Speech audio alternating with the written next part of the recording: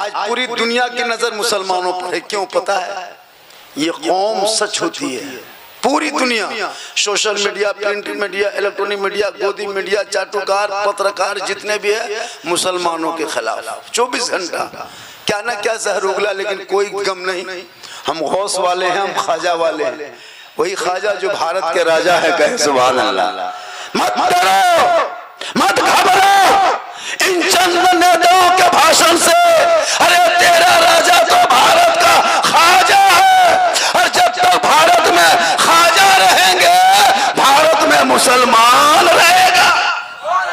इसलिए कि जिस ख्वाजा को भारत का राजा बनाया वो ईवीएम मशीन ने नहीं बनाया, चुनाव आयुक्त ने नहीं बनाया, पंपलेट से नहीं बना, रैली से नहीं बना, सभा से नहीं बना, ऑफिस से नहीं बना, बुध खर्चा से नहीं बना। जिसको ख्वाजा ने, जिसको राजा, जिस ख्वाजा को राजा बनाया उसमें दुनियादार का मोहर नहीं लगा। हुजूर सरकारे प्यारे, हम सबके दुलारे प्यारे आका जनाब मोहम्मद रसूलुल्लाह अहमद मुख्तार का मोहर लगा है। तो पता ये चला मेरे ख्वाजा जब भारत के धरती पे आए ना, तो वो किसी मुसलमान के घर नहीं आए, किसी मस्जिद में नहीं आए, किसी ईदगाह में नहीं आए, किसी खानकाह में नहीं आए, किसी मजार में नहीं आए, किसी नमाजी के घर नहीं आए, किसी हाजी के घर नहीं आए। मेरे ख्वाजा जब भारत के धरती पे कदम रखे और जब चलते चलते अजमेर के सरजमीन पे मेरे ख्वाजा आए तो कहाँ आया पता है? रामदेव प्रसाद के दरवाजे पे आए, पृथ्वीराज चौहान की हुकूमत में आए। 150 राजाओं के स्थान, उसी का नाम था राजस्थान। मेरे गरीब नवाज जब आए, चलते रहे चंद मुरीदों को लेके, चलते चलते चलते चलते ठीक अजमेर की धरती पे पहुंचे। मेरे ख्वाजा फरमाते, बेटा कुतुबुद्दीन का हुजूर क्या बात है? कहा राजस्थान में बहुत बड़ा तालाब देख रहे हैं बेटा, बहुत बड़ा पानी का खजाना है। ऐसा करो ना, चटाई यहीं डाल दो, चटाई यहीं डाल दो। तो मेरे ख्वाजा भारत के धरती पे आए और आना सागर जिनका नाम है वही चटाई डाल दिए। जो ही चटाई डाल दिया तो 4 मुरीद है, सर पे टोपी है, चेहरे पे दाढ़ी है, हाथ में तस्बीह है, बगल में मुसल्ला है, जबान पे अल्लाह अल्लाह है। पूरे अजमेर में कोहराम मच गया।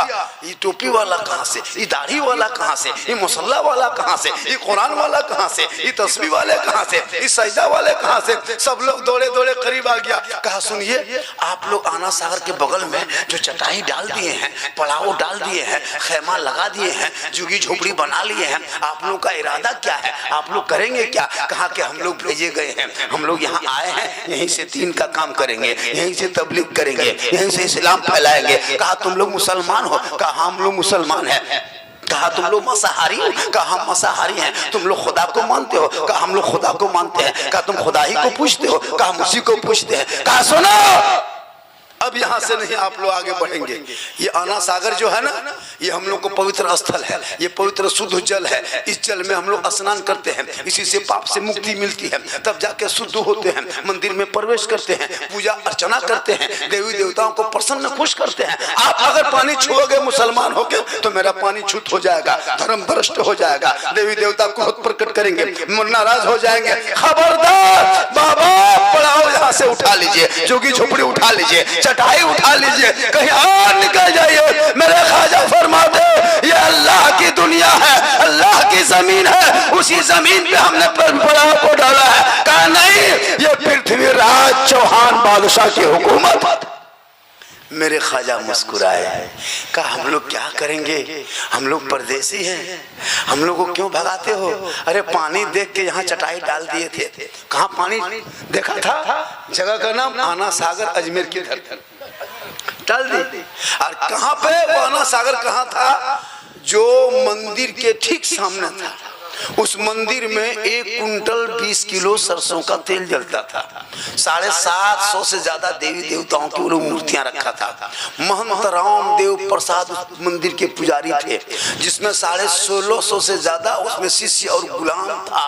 वहीं पे ख्वाजा आए। गौर करो, चंदनधारी, टीकाधारी, सब धारी के बीच में आए मेरे ख्वाजा, और आकर के चटाई डाल दिया।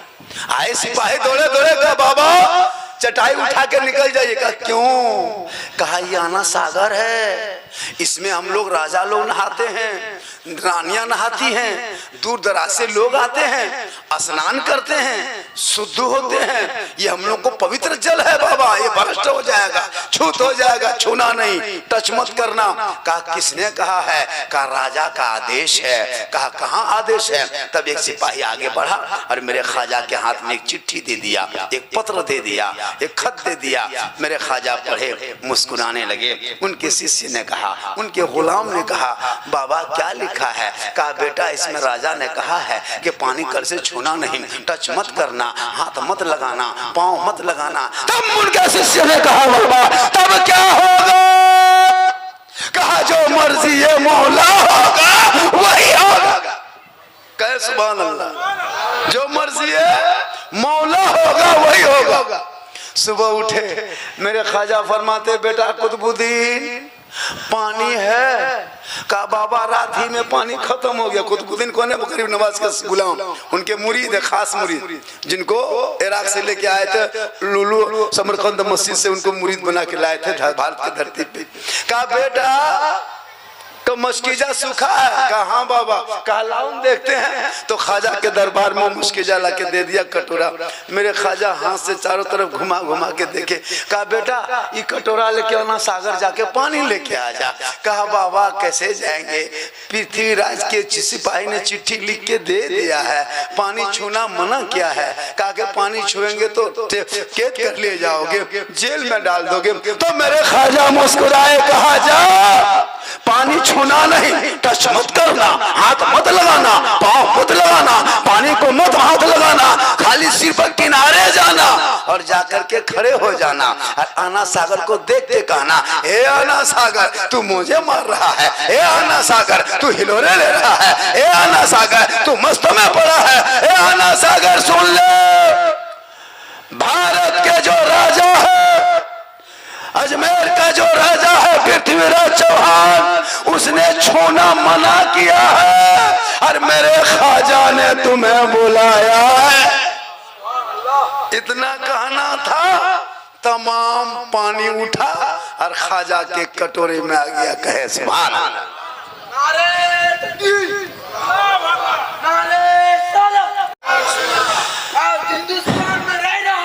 माशाअल्लाह, जिंदाबाद। बैठ जाइए। देखिए एक चीज बताते हैं, नारा लगाओ। हमारे भारत अमन पसंद देश, हिंदू मुस्लिम सिख ईसाई एकता, भाई भाई भाई, अंग्रेजों से करो लड़ाई, भारत देश की होगी भलाई। 1947 का ये नारा था और इसी नारे के बुनियाद पे देश को आज़ादी मिली थी। तो जब भी हम नारा लगाएं तो ऐसा नारा लगाएं ताकि उस नारे से हमारे इस्लाम की पहचान हो, ईमान की पहचान हो, अकीदे की पहचान हो। माशाअल्लाह हमारे समाज के बच्चों में बहुत कमी है और वो पढ़ते रहेंगे तो बढ़ते रहेंगे। हम लोगों ने पढ़ना छोड़ दिया, बस उस बात पे भी आएंगे हम। मेरी तकरीर यूट्यूब में आप लोग देखे होंगे, इस्लाह मुआशरा पर मेरी तकरीर होती है। पूरा हिंदुस्तान सफ़र करता हूँ, ये अल्लाह व रसूल का करम है, ये मेरी माँ की दुआ है। कहें सुभान अल्लाह। सबसे बड़े दुआ कौन करेंगे घर में?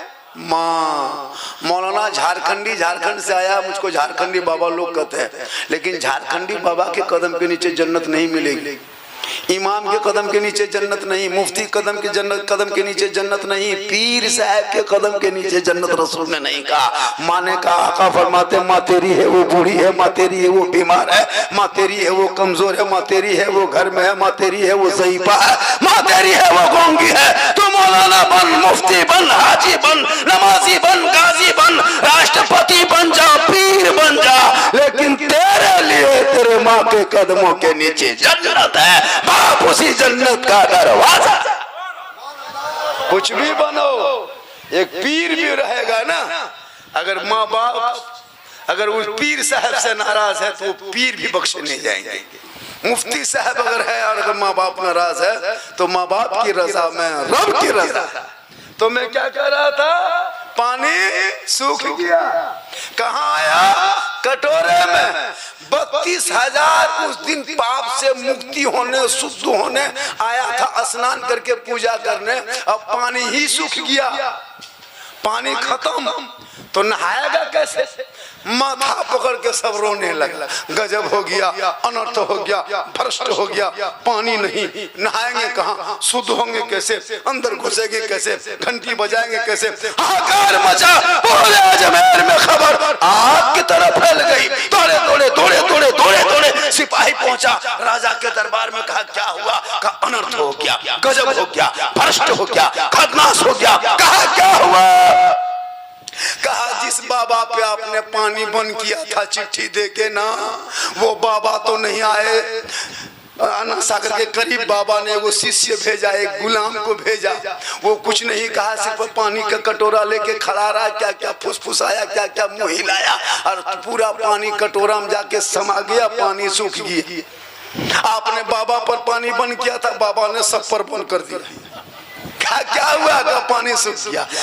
पृथ्वीराज चौहान ने समझ गया कि ये रूह वाले का कमाल नहीं, इसके अंदर रूहानियत है। क्या सुभान अल्लाह। अब पृथ्वीराज चौहान चल के आए और आकर के पृथ्वीराज जो बादशाह था मेरे ख्वाजा के सामने घुटनों के बल बैठ गए। कहा बाबा गलती हो गई, माफ कीजिए बाबा, समझ नहीं पाए, आप इतने पहुंचे हैं, पानी बंद करके हम पछता रहे हैं, बाबा पानी लौटा दीजिए। 32,000 लोग सुबह से बैठा है, अभी तक नहाया नहीं, स्नान किया नहीं, जल तो मिला नहीं, अनशुद्ध हुआ नहीं, मंदिर में घुसा नहीं, पूजा किया नहीं, बाबा हम लोग को धर्म खतरे में आ गया है, जल्दी जल्दी कीजिए, पनिया लौटा दीजिए। मेरे ख्वाजा मुस्कुराए, कहे बेटा कुतुबुद्दीन, हम उस रहमतुल आलमीन के हम उम्मती है जो आका मक्के में चला करते थे, लोग कूड़ा कर फेंकते थे, रसूल बदले में दुआएं देते थे, हम उन्हीं के खानदान के खानदान के खानदान के खानदान के कई पीढ़ियों के बाद हम भारत के धरती पे आए हैं। ए बेटा हम जुल्म करने वालों में नहीं है, हम तो सबर करने वालों में से। क्या करना क्या होगा? का कटोरा फिर लेके चले जाओ। बादशाह आ गया, उठ के शीश महल से उठ के आ गया, अपने सिंहासन से उठ के आ गए। दरबार से जब पृथ्वीराज चौहान यहाँ आ गया, माफी मांगा तो हम लोग जुल्म क्या करेंगे, कटोरा लेके फिर जा और जाकर के ढाल दे पानी।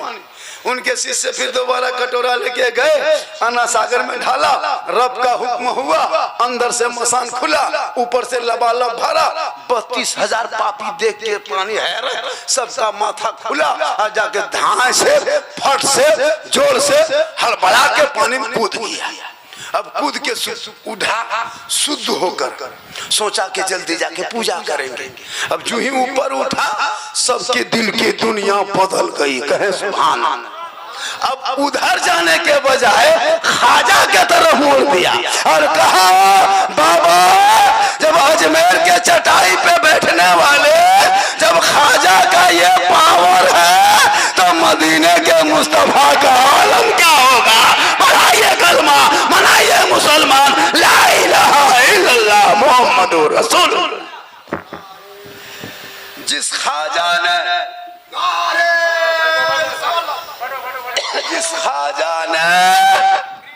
भारत के धरती पर एक ऊंट को बैठाया था, हुकूमत हार गई थी, एक ख्वाजा के बैठाए हुए ऊंट को ना उठा सका तो ख्वाजा के बसाए हुए ये 30 करोड़ मुसलमान कैसे उठेगा। पता ये चला जब तक भारत में ख्वाजा रहेंगे भारत में मुसलमान रहेगा। ये मेरा बपोती भारत है, हम खतियानी मुसलमान भारत के हैं, हम जागीरदार हैं, हम किराएदार नहीं, हम पक्का हकदार हैं। कहे सुभान अल्लाह। लेकिन आपने इतिहास पढ़ना छोड़ दिया।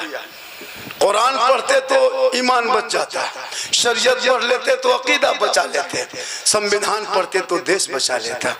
आपके घर से तिलावत कुरान की खुशबू चली गई है। 5 बहू है तो सबके हाथ में मोबाइल है, 5 बेटा है सबके हाथ में मोबाइल है। कुरान 6-6 महीना घर में बांध के छोड़ दिया है, कोई कुरान की तरफ देखता नहीं। LCD सामने है, टीवी सामने है, जो बहू बेटियां 1.5 घंटा सीरियल देखे। पेट में बच्चा है, पेट में बाबू है, पेट में सोना है, पेट में चांदी है, बहुएं बैठ के टीवी देख रही है, एलसीडी देख रही है, सीरियल देख रही है, सास तो बहू की कहानी देख रही है, ननद भौजाई की किस्सा सुन रही है। बोलो मुसलमानों, जिसके घरों में 1:30 बजे 2 बजे रात तक बहुएं टीवी एलसीडी में बैठे रहे, बेटा पेट में हो, उनके नस्ल में कैसा बच्चा पैदा होगा। कल गौसे आजम बड़े पीर दस्तगीर की माँ ईशा के नमाज पढ़ते, 30 पारा पूरा मुकम्मल 1 पारा कुरान पढ़ते, तब जाके सोते। जब गौसे आजम दुनिया में पैदा हुए तो बेटा गौसे आजम 18 पारा का हाफिज कुरान पैदा। माँ कुरान पढ़ के सोए, मिल्लत पैदा हो। माँ इबादत करके सोए, बेटा हुजूर हाफिज़े मिल्लत पैदा हो। माँ रुकू करके सोए, बेटा हुजूर ताजुश शरिया पैदा हो। माँ क़याम करके सोए, बेटा हाफिज़े मिल्लत पैदा हो। माँ इबादत गुजार हो, बेटा आला हजरत पैदा।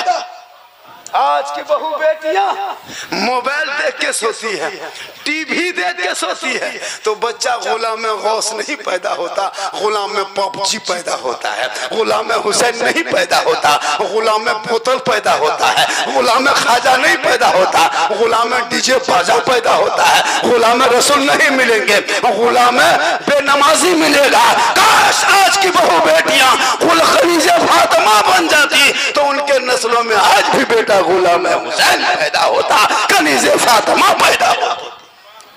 दरख्त जैसा रहेगा। आप दरख्त लगाइएगा इमली का, फल नहीं मिलेगा आम का। आपने बहुएं ऐसी ऐसी बहुएं लाई रे बाप,